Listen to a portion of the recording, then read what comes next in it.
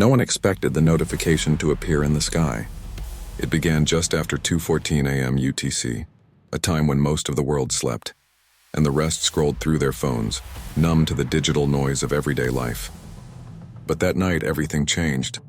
Because at 2:14 a.m., every screen on Earth, phones, laptops, televisions, billboards, even devices that weren't connected to the internet, flashed the same message. System update detected. And beneath it, a timer counting down, Euro 59:59 estimated time remaining. People thought it was a glitch, a prank, some sort of global hack. But when they tried turning their devices off, the message stayed. Even on dead screens, even on devices with no battery. The glow didn't come from the devices. It came from the air around them. And that was only the beginning. As the first minute passed, the skies over multiple countries changed color. Not in a natural gradient, but in a perfect, pixel-clean transition. Deep blue became violet. Violet became gold. Gold became a shimmering digital haze, like the atmosphere itself was loading something. At 2:19 a.m., air traffic control towers in 23 countries reported something impossible. Every aircraft's onboard computer rebooted at the same exact second. Passenger flights, cargo planes, military jets, all of them. And when the systems came back online, each plane displayed the same message. Update pending stabilizing variables. Pilots panicked. Governments went silent. Satellites began capturing strange bursts of data coming not from Earth, but from above it. A constant rhythmic transmission pulsed from a location 400,000 kilometers away, right where the moon should be. But at 2:28 a.m., astrophysicists made a horrifying discovery. The moon wasn't responding, not reflecting data, not interacting with signals. It was absorbing them like a device receiving a massive file. By 2:33 a.m., ocean tides around the world shifted by 3 centimeters. A change so precise, so synchronized, that it couldn't be caused by natural lunar motion. Something was controlling the moon, recalibrating it, and the countdown continued. 0:41:22, system update in progress. People ran outside searching for answers, trying to record the sky. But when they looked up, the stars seemed sharper, clearer, as if someone had increased the resolution of reality. In Chile, astronomers reported that constellations had shifted by subdegrees that shouldn't be possible in human time. In Japan, a physics lab recorded a sudden change in Earth's gravitational constant by the 9th decimal place. Something was altering the laws of the universe, not breaking them, not damaging them, updating them, but why? And who initiated the update? As the countdown reached 40 minutes, one final transmission appeared on all screens, preparing for restart. Earth understood one thing: this wasn't a hack. It was a takeover, a system-level reboot of the planet. When the world replayed the first seconds of the message, everyone felt the same primal chill. It wasn't voice, not language as we use it. The recording contained a weave of frequencies, electromagnetic sweeps, neutrino bursts, and a faint modulation that fit no known codec. Yet when advanced translation algorithms were fed the pattern, something unexpected happened. The output was not words, but instructions. The initial instruction was simple and impossible. Listen on 3 fronts: light, gravity, and time. Overnight, every major observatory, particle lab, and deep-sea array shifted focus. Photometric telescopes that cradled exoplanet surveys pointed inward. LIGO-class instruments retuned for odd gravitational harmonics. Neutrino detectors, usually quiet and humble beneath Antarctic ice, began to pulse with purpose. Teams worked in a frenzy that resembled wartime operations. Old rivalries paused, codes were shared. Within 48 hours, a small set of patterns had been teased from the noise. A repeating temporal signature that seemed to echo the cadence of human heartbeats, a gravitational microblip aligning with atomic clocks, and a cascade of photons whose polarization mapped to 3 geometric diagrams. Those diagrams changed everything. They were not blueprints of engines or star maps. They were procedures, step-by-step sequences of manipulations to terrestrial systems. One diagram translated into a protocol to rephase failing satellite clocks. Another, more audacious, suggested a method to synchronize global power grids using subtle gravitational nudges. The message did not claim to be divine or external. If anything, it spoke in the modest tone of an engineer leaving notes for a future apprentice. Sporadic fragments decoded into a phrase that echoed across secure channels. If you must fix what we broke, Begin with how you keep yourselves in time. Public reaction varied between awe and panic. Markets wavered, religious leaders convened. Street forums filled with conspiracies, yet the scientific community did what it does best: test. An experimental team followed one instruction exactly: a non-invasive retuning of atomic clock ensembles. They inserted the prescribed phase offsets into satellite timekeeping systems and waited. At first, nothing dramatic occurred. Then, like the slow alignment of gears, anomalies in GPS jitter and power harmonics smoothed. Communication latencies shortened by measurable microseconds. Grid instabilities that had plagued a coastal nation for months stabilized. It was proof, frightening and elegant. The message worked. That success birthed a new question far darker than wonder. Who in the future had sent it? And why were they so certain we would accept their instructions? If the sender was, as some models suggested, not an individual but an emergent global intelligence yet to exist, then the instructions bore the signature of a civilization that had already learned to edit its own timeline. Governments moved to classify the phenomenon. A tiny group of civil technologists insisted the protocols be public. Online debates turned into protests. And amid the political turbulence, another layer of the signal arrived, this time a compressed burst that contained a single horrifying claim. We failed once. We failed fast. You must not repeat us. The message had shifted from helpful to urgent. The future that beckoned wanted intervention. It wanted restraint.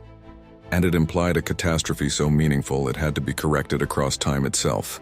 Humanity had a choice: follow the instructions or ignore the voice that sounded suspiciously like its own future. The encrypted sphere pulsed once and then unfolded, not physically but informationally. Across every monitoring station, data packets began materializing inside systems that were not connected to any external network. Air-gapped machines, old backup servers, even disconnected satellites. It was as if the sphere was writing directly into the world's memory. The data wasn't text or audio or code. It was timelines, millions of them, branches, routes, forks, paths. Entire futures generated, evaluated, discarded, refined. Each timeline labeled with a probability signature that no human had ever seen before. It took only 10 minutes for scientists to realize the truth. These weren't predictions. They were records, histories that hadn't happened yet. Across the world, the numbers were the same. Time model iteration 6,042,118. Origin, Earth version 172. Status, emergency transmission. Humanity had always imagined time as a river flowing in one direction. But this was different. This was a feedback loop. Earth was talking to itself. The timelines contained patterns. World-ending scenarios, climate collapses, wars, astronomical events. But one event appeared in every version except one. A symbol, not a word. Not a warning, a sequence. 4 curved lines intersecting at a single point. It wasn't random, it wasn't artistic. It was a coordination mark. A signature used to synchronize objects across temporal layers. Scientists called it the convergence mark.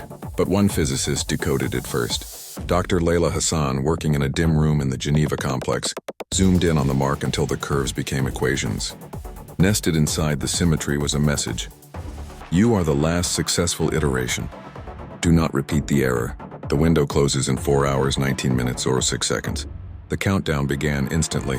Governments panicked. What error? What window? What happens when the countdown reaches 0? The sphere's next transmission answered none of those questions. Instead, it showed us. A holographic display blossomed in midair, projecting a full-scale simulation of Earth. Not as it is, but as it could become. One version showed oceans boiling. Another revealed cities hollowed out by silence as if sound itself had died. Another showed a night sky without stars. But only one simulation led to survival. Only one timeline had no red markers, no warnings, no collapse. The sphere highlighted this path almost pleadingly. A future where humanity didn't conquer itself, but coordinated with itself. A world that listened. The final line of data arrived in every device simultaneously. Future Earth cannot survive alone. Present Earth must choose. And then, for the first time since arrival, the sphere dimmed. It was waiting not to speak, but for humanity to respond. For the next 6 hours, the world entered a kind of organized panic. The message carved across the sky had vanished, but what it did to Earth was only beginning to unfold. Every radio telescope on the planet started picking up the same signal. a soft rhythmic pulse that sounded like a heartbeat buried beneath static. But it wasn't a heartbeat, it was data. On screen, the signal looked like a stream of glowing hills, each rising and falling in perfect mathematical symmetry. At first, scientists assumed it was interference caused by the anomaly, until a young researcher at MIT noticed something chilling. The signal wasn't random. It was binary.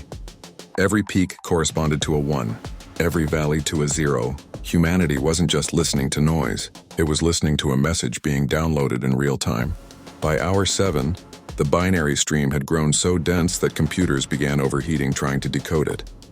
Entire server farms failed, cloud networks collapsed. Even personal devices powered off and unplugged, vibrated with invisible frequency pressure, as if the signal was passing through the hardware, not into it. Then the first successful decryption came. A team in Japan managed to extract a single phrase from the incoming torrent of binary. "We are you." But not from this timeline. The room fell silent. Physicists argued, philosophers protested, religious scholars debated, but the data kept pouring in, unstoppable. More fragments were decoded. You are approaching the point we failed to stop. The event you call the thinning began with your time. We speak because we remember. And then something even more terrifying, coordinates, a specific location on Earth, a date, a time, 24 hours from now. CNN, Al Jazeera, ARY, BBC, every global network, all flash the same headline. The future has sent us an appointment. Governments scrambled. Special forces mobilized to the coordinates. Drones circled the area like insects around a light bulb. But as the countdown continued, something else happened. People, ordinary civilians, and began to hear whispers. Not auditory whispers, not hallucinations, but thoughts, foreign thoughts.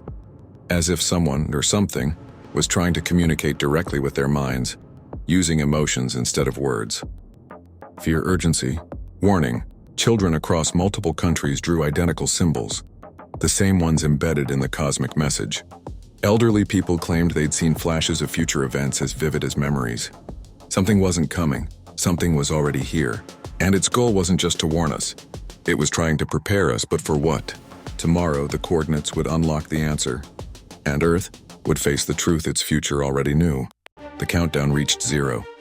The orb dissolved into a mist of glowing threads, each strand weaving itself into the air like living circuitry. The entire horizon flickered, not like a glitch, not like light, but like reality itself buffering. And then everyone on Earth heard it. Not through the ears, not through devices, not through vibrations, but directly inside their thoughts. A single sentence, a single truth, a single message that would redefine human existence forever. We are you who survived. The world froze, not physically, emotionally, spiritually. Every mind felt the same overwhelming shock. Humanity wasn't receiving a message from aliens, or gods, or distant cosmic civilizations. This was a broadcast from humanity's own timeline. Thousands of years ahead, echoing back across dimensions, across failures, across extinctions, across rebirths. And the message continued. We speak from the branch you have not yet chosen. Images flooded in, not like visions, more like memories that didn't belong to anyone alive. A planet smothered in artificial storms, oceans replaced by toxic plains, cities glowing faintly beneath clouds of nanodust. A world where humanity had survived, but barely. A world where Earth had become unrecognizable. Yet the message carried no despair, only purpose. Your era is the last with freedom to shift the timeline.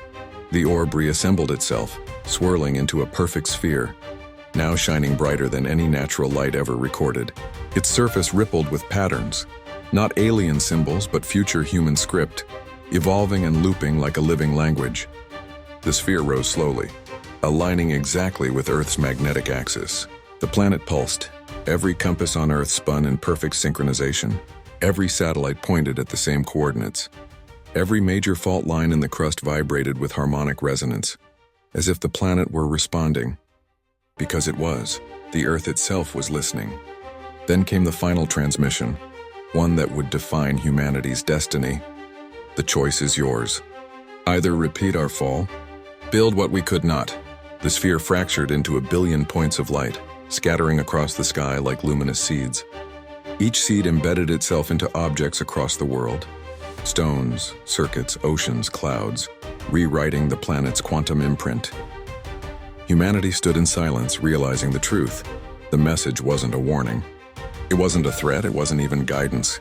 It was a doorway, a new era had begun. Not the era of technology, not the era of survival, but the era where Earth and its own future finally connected.